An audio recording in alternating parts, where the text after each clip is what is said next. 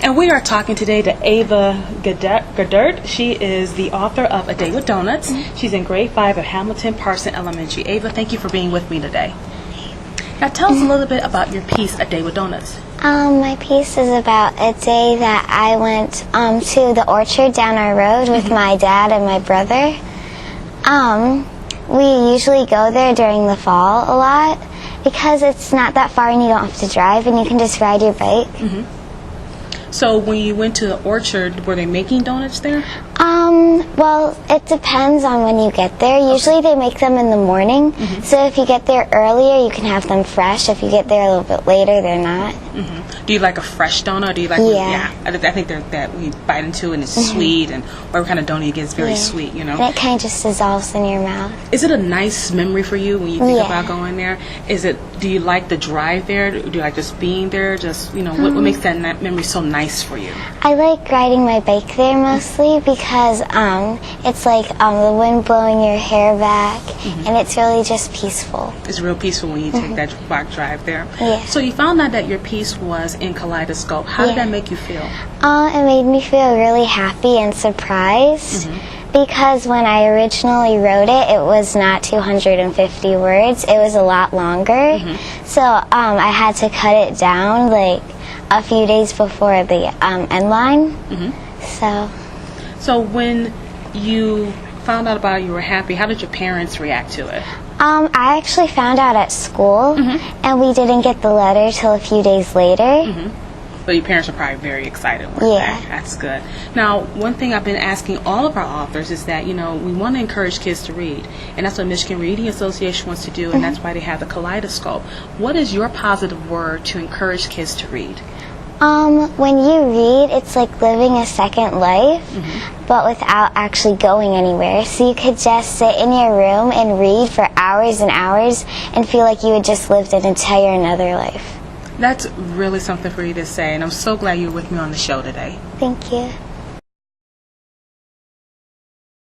We are here talking today to Miguel Dealca. He is from Lighthouse Elementary in grade 5, and he wrote a piece called Emotions. Miguel, thank you for being with me today. Thank you very much. Tell us a little bit about your piece, Emotions. Well, Emotions is pretty much about me meeting someone in a hospital who has cancer, and we meet him, and I just want to like brighten his heart up by just meeting him, like show my support for him. Well, that's wonderful. You know, I recently had someone that I love very much had cancer too, and they're okay. So I'm really, really proud that you would do a piece like that. So as you meet someone in the hospital who has cancer, what type of emotions do you want to bring to them? You want to bring happiness, of course. What other kind of emotions? I just want to bring I just want all the bad thoughts in his mind just to go away. Like just for him to think good about positive. Just for him to think positive. Like don't think about the negative that could happen. Just think for the future. Well, that's wonderful. Well, how did you feel when you found out that your piece got published in Kaleidoscope? Well, I felt kind of surprised because when we edited the rough draft, my partner was like, "You have a lot of mistakes on here." So I was like, "Yeah, I don't think I'm gonna this is not gonna be one of my best pieces." And then I just won an award for it. So I was like, oh, that just happened. Well, that means don't doubt yourself then, because a lot of writers, I know for my fact, I'm a writer too, we often doubt ourselves. You don't have to doubt yourself, you know. So one thing that Kaleidoscope wants to do, as well as the Michigan Reading Association, is try to encourage kids to read. So in your own words, what's a positive word that you can give to kids to encourage them to read? I don't know how to say it, but a lot of things can happen in books. Like let's say we're reading Wonder, you forget about people in the story, and then they come back in a big part. So just don't stop reading the book, because then you could miss big pieces that could just keep you interested, I'd say. Now, what type of books do you like to read? I just like to read big books. I just like to read big books.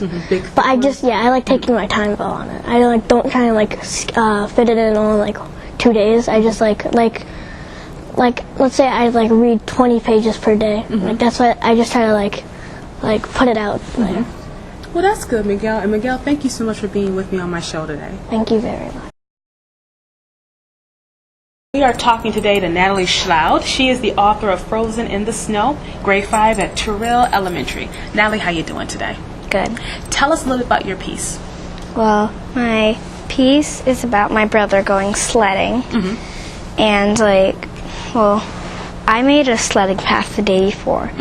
And my brother went down it, and he wiped out at the bottom. Oh, man. And I got blamed for it. Oh, wow, that sucks, doesn't it? Yeah. So when you mean wiped out, that means they go down and it's like he falls out the sled or something? Yeah, Like, and what he goes happens? face first into the snow.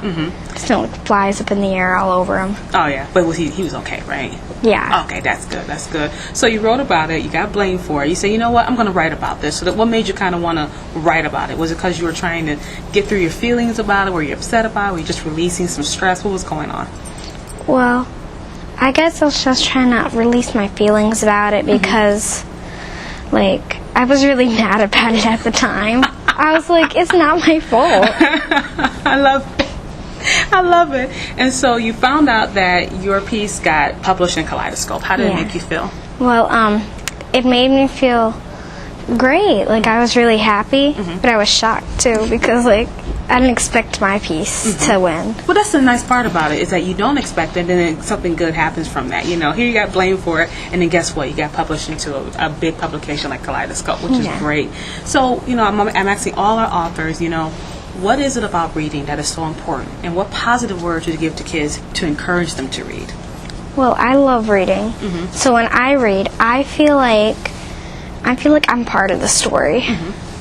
And it feels like you're going on a journey with those characters.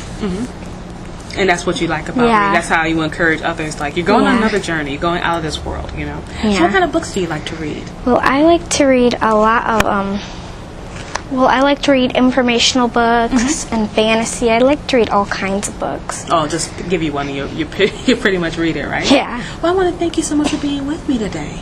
Thank you.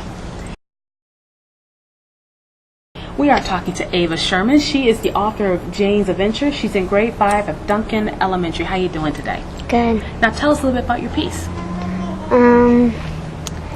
So there's this girl and she goes on this adventure, but it's in her dream, and she thinks it's real. And she's in this jungle. Speak up a little bit louder. I can't hear you. Speak up a little bit louder. And all the animals talk and stuff, and she's confused.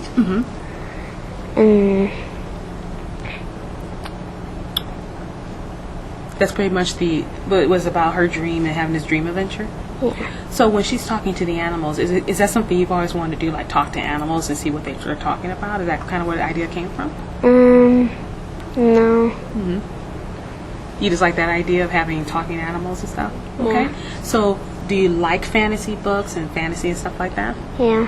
So you found out that your story got published in Kaleidescope. How did that make you feel? Excited. You're excited? Were you surprised that you got published in Kaleidoscope? Yeah. Good. Did your teacher encourage you to do that? Well, she just told me that she picked a writing piece that I did in school. Well, that must make you feel pretty good. It's something that you wrote got published, and you're a published author now, which must be very exciting. What is it about reading that you like? I like how it takes you on these adventures and stuff. Kind of like what you wrote with Jane in your story, like the adventures of it. How would you encourage a child who doesn't like to read to read? I guess find what they're interested in and try to find a book that they like. So do you think you want to become a writer one day? Probably. Probably, yeah. Well, thank you so much for being with me, Ava. I really appreciate it. Thank you. We are talking to Nathan Lantzy. He is the author of The Wonderful Life of the Turkey. He's in first grade at Morgan Elementary. How you doing today? Good. Now, tell us a little bit about your story. So, at Thanksgiving time when I was thinking of a turkey. So the next day at school, I went to school and my teacher said, "Nathan, do you want to do Kaleidescope?" And I said yes. And then I stayed inside for recess and I wrote the story down.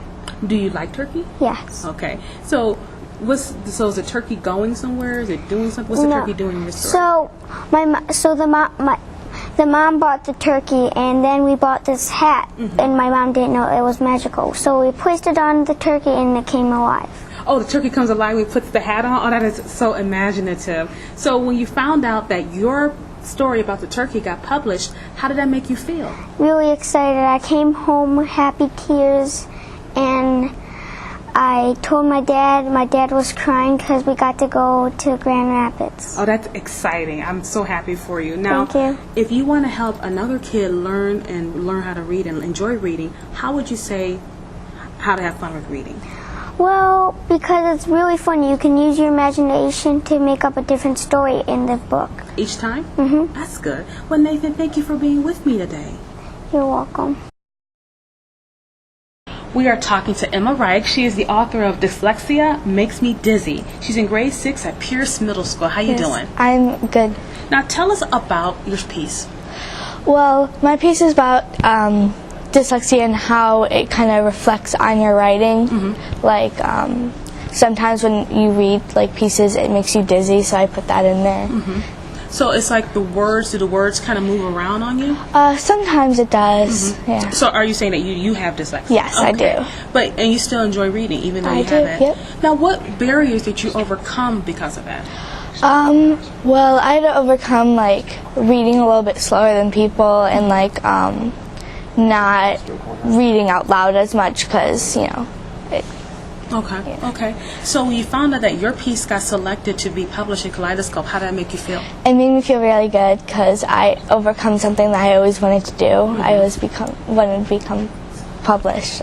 So what type of books do you like to read? I love to read mystery and romance. Mystery and romance? Me too.